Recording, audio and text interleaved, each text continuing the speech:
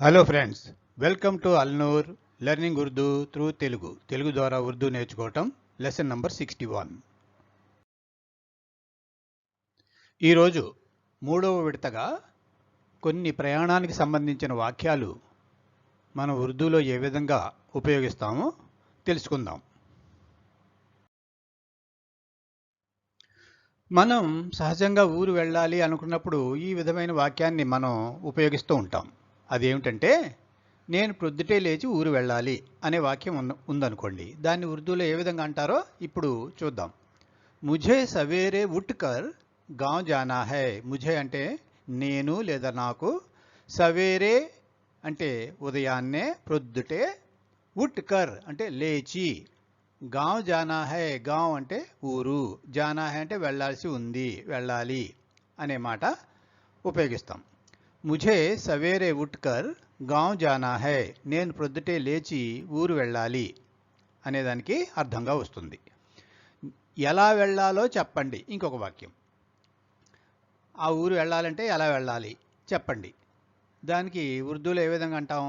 కైసా జానా high బతాయియేగా. కైసా అంటే ఎలా, జానా high వెళ్ళాల్సి ఉందో, బతాయియేగా చెప్పండి, సెలవియ్యండి అనే అర్థం వస్తుంది. బస్ స్టాండ్కి ఎటు వెళ్ళాలి అని మళ్ళా ఇంకో ప్రశ్న వేస్తాం. మనం వేసినప్పుడు ఆ బస్ స్టాండ్కి ఎటు వెళ్ళాలి అనే దానికి అర్థంగా ఉర్దూలోని బస్ స్టాండ్ కిధర్ జానా హై, బస్ స్టాండ్ జానా హైతో కైసా జానా హై అని కూడా అనొచ్చు. వాక్యం పెద్ద అవుతుంది కాబట్టి బస్ స్టాండ్ కిధర్ జానా హై. బస్ స్టాండ్ అంటే బస్ స్టాండ్, కిధర్ అంటే ఎటు, ఎలా వెళ్ళాలి, ఎలా, జానా హై వెళ్ళాలి అని మనం ప్రశ్నిస్తున్నాం. బస్ స్టాండ్ కిధర్ జానా హై అని. ఆ తర్వాత గుంటూరుకి ఏ బస్సు వెళుతుంది అని ఇంకొక ప్రశ్న. గుంటూరుకి ఏ బస్సు వెళుతుంది? అప్పుడు దాన్ని ఉర్దూలో ఏ విధంగా అనాలి? గుంటూరు జానే కేలియే కౌన్సీ బస్ జాయేగి. గుంటూరు అంటే గుంటూరుకి, జానే కేలియే వెళ్ళటానికి, జానే కేలియే వెళ్ళటానికి అని పూర్తిగా అర్థం వస్తుంది అనమాట. కౌన్సీ బస్ ఏ బస్సు, జాయేగి వెళుతుంది అనే అర్థం వస్తుంది. తర్వాత సీట్ రిజర్వేషన్ కావాలి. బస్ స్టాండ్కి వెళ్ళిపోతాం. వెళ్ళిపోయిన తర్వాత అక్కడ మనం కౌంటర్లో అడుగుతాం, నాకు సీట్ రిజర్వేషన్ కావాలి. అప్పుడు దాన్ని ఉర్దూలో ఏ విధంగా అడగాలి? సీట్ రిజర్వేషన్ చాహియే అని అడగొచ్చు. సీట్ అంటే సీటు, రిజర్వేషన్ అంటే రిజర్వేషను, కావాలి అంటే చాహియే. చాహియే అంటే నాకు కావాలి అనే అర్థం వస్తుందన్నమాట. తర్వాత ఇంకొక కోరిక ఏమిటి? ముందు సీటు కావాలి అని. పెద్దవాళ్ళు ఉన్నప్పుడు ఎక్కువగానే వెనక సీట్ అయినా మధ్య సీట్ అయినా కొద్దిగా ఇబ్బంది ఫీల్ అవుతారు కాబట్టి పెద్దవాళ్ళందరికీ ముందు సీటు కావాలి అని కోరతారు.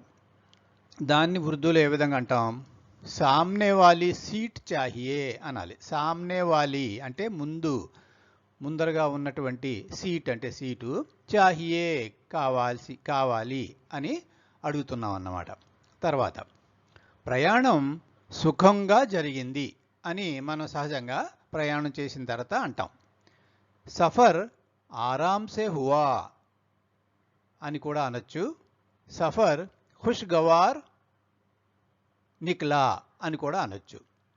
సఫర్ అంటే ప్రయాణం, ఆరాంసే అంటే సుఖంగా, జరిగినది, హువా అయింది, జరిగింది అని చెప్పొచ్చు మనం. హువా అంటే జరిగింది అని, అయినా అవుతుంది, అయినది, ప్రయాణం సుఖంగా అయినది అని కూడా జవాబు వస్తుంది. తర్వాత భోజనం చేయండి అంటారు కదా ఇంటికి రాగానే. అప్పుడు దాన్ని దారిలో భోజనం చేశాను అని చెప్తాం కదా. ఆ దారిలో భోజనం చేశాను అనే దాన్ని ఉర్దూలో ఏ విధంగా అంటారు? రాస్తేమే. రాస్తేమే అంటే దారిలో. ఖానా అంటే భోజనం. ఖా చుకా హూ అంటే తినేశాను, చేసేసాను, భోంచేసేసాను అనే అర్థం వస్తుంది. ఇక ఇంకొక ఇబ్బంది ఏమిటి ఇక్కడ? ఒక్కొక్కళ్ళకి బస్సు ప్రయాణం పడదు. దాన్నే అంటారు ఇక్కడ నాకు బస్సు ప్రయాణం పడదు అని. మరి దాన్ని ఉర్దూలో ఏ విధంగా అనాలి? నాకు బస్సు ప్రయాణం పడదు. ముఝే అంటే నాకు, బస్ కా సఫర్ బస్సులో ప్రయాణం చేయటం, బస్సు ప్రయాణం, బస్ కా సఫర్ అంటే బస్సు ప్రయాణం, పడదు అంటే నాకు పసంద్ నహి, పసంద్ నహి నాకు ఇష్టం లేదు, నాకు పడదు అనే దానికి ఇష్టం లేదని చెప్తున్నాం అనమాట. ముఝే బస్ కా సఫర్ పసంద్ నహి అంటే వాళ్ళు కొంతమందికి బస్సు ప్రయాణం వల్ల వాంతులు అవటానికి అవకాశం ఎక్కువగా ఉంటుంది కాబట్టి కొంతమందికి బస్సు ప్రయాణం పడదు. దాన్నే మనం ముఝే బస్ కా సఫర్ పసంద్ నహి అని అంటే సరిపోతుంది. ట్రైన్ ప్రయాణం అంటే ఇష్టం. మరి అటువంటి వాళ్ళకి ఏ ప్రయాణం అంటే ఇష్టం ఉంటుంది? ట్రైన్ ప్రయాణం అంటే ఇష్టం. దాన్ని ఉర్దూలో ఏ విధంగా అనాలి? ట్రైన్ కా సఫర్ పసంద్ హై. ట్రైన్ కా సఫర్, ట్రైన్ అంటే ట్రైను, కా అంటే ట్రైన్ యొక్క, సఫర్ ప్రయాణం, పసంద్ హై ఇష్టం అని అర్థం వస్తుంది అన్నమాట. తర్వాత మనం ప్లాట్ఫామ్ మీద వెళ్ళిన తర్వాత పిల్లల్ని మనం వార్నింగ్ చెప్తూ ఉంటాం, పరుగులు పెట్టొద్దు పడిపోతారు అని. ప్లాట్ఫామ్పై పరిగెత్తకు పడిపోతావు అని పెద్దవాళ్ళు పిల్లల్ని వారిస్తూ ఉంటారు. దాన్ని ఉర్దూలో ఏ విధంగా అనాలి? ప్లాట్ఫామ్ పర్ దౌడో మత్ గిర్ జాయేగా. ప్లాట్ఫామ్ పర్, ప్లాట్ఫామ్ మీద, పర్ అంటే మీద, పై అని కూడా వస్తుంది. దౌడో మత్ పరిగెత్తకు, మత్ అని ఉపయోగించాం కాబట్టి నెగిటివ్ అన్నమాట.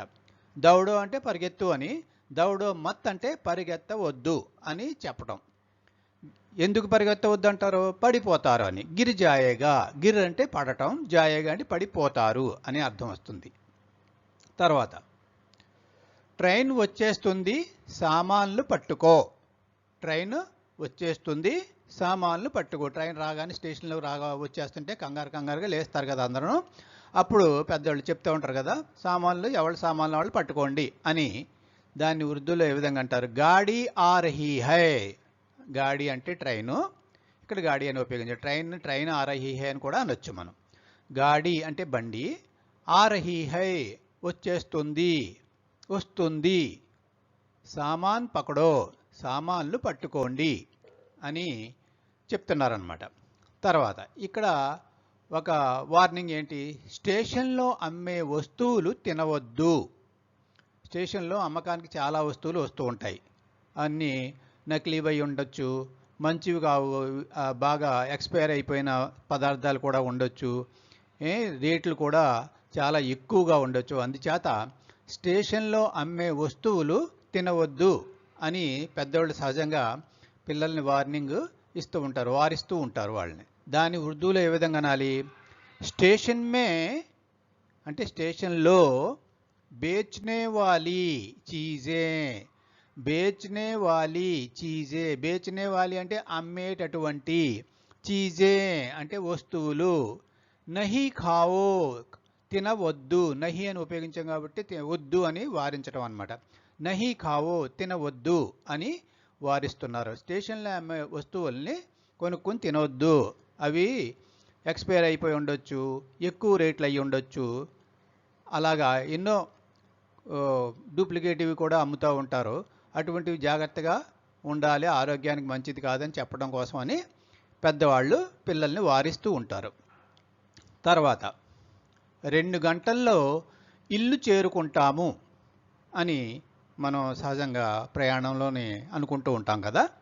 దాన్ని 2 ఘంటో మే అంటే 2 గంటల్లో, మే అంటే లో అని అర్థం. ఘర్ అంటే ఇంటికి, పహుంచ్ అంటే చేరుకుంటాము, జాయేంగే చేరుకుంటాము, పహుంచ్ అంటే చేరుకుంటాము అనే అర్థం వస్తుంది. 2 ఘంటో మే ఘర్ పహుంచ్ జాయేంగే, 2 గంటల్లో ఇల్లు చేరుకుంటాము అనే అర్థం వస్తుంది.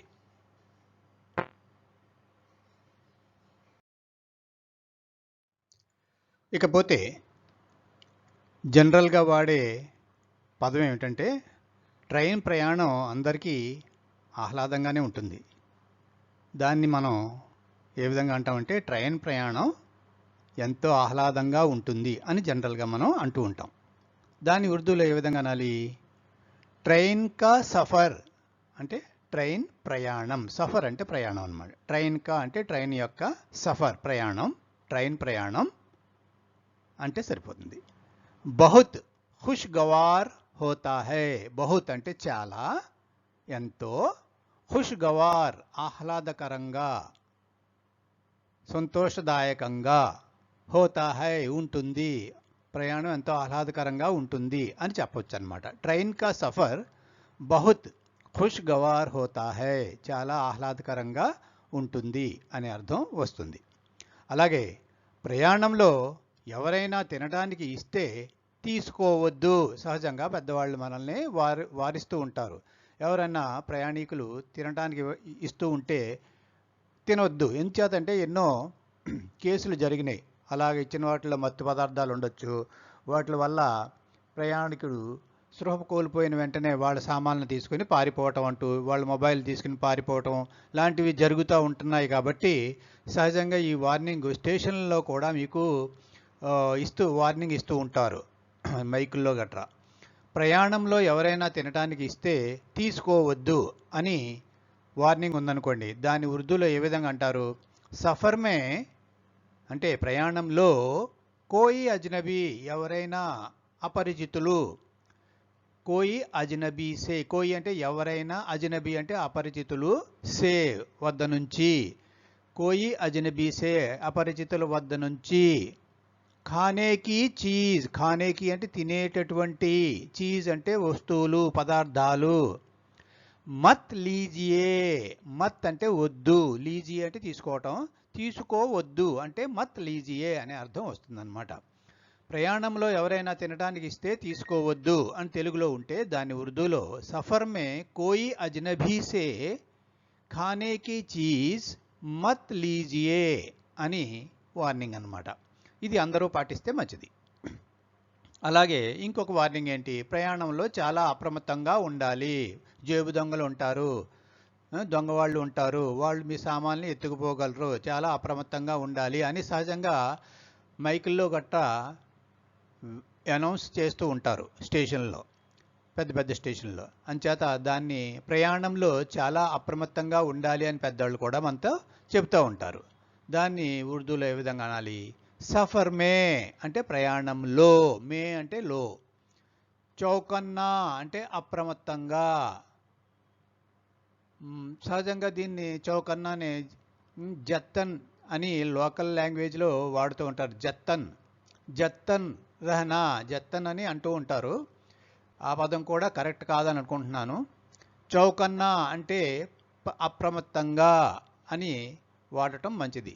చౌకన్నా రహనా హై, రహనా హై అంటే ఉండాలి, ఉండాల్సి ఉంటుంది. సఫర్ మే చౌకన్నా రహనా హై, ప్రయాణంలో చాలా జాగ్రత్తగా అప్రమత్తంగా ఉండాలి అనే అర్థం వస్తుందన్నమాట. ఓకే ఫ్రెండ్స్, ఈరోజు ఈ లెసన్తో సరిపెడదాం. వచ్చే వారం మరికొన్ని వాడుక పదాలను తీసుకుని వాటిని ఏ విధంగా ఉర్దూలో వాడతారో తెలుసుకుందాం. అంతవరకు సెలవు మరి. Thanks for watching.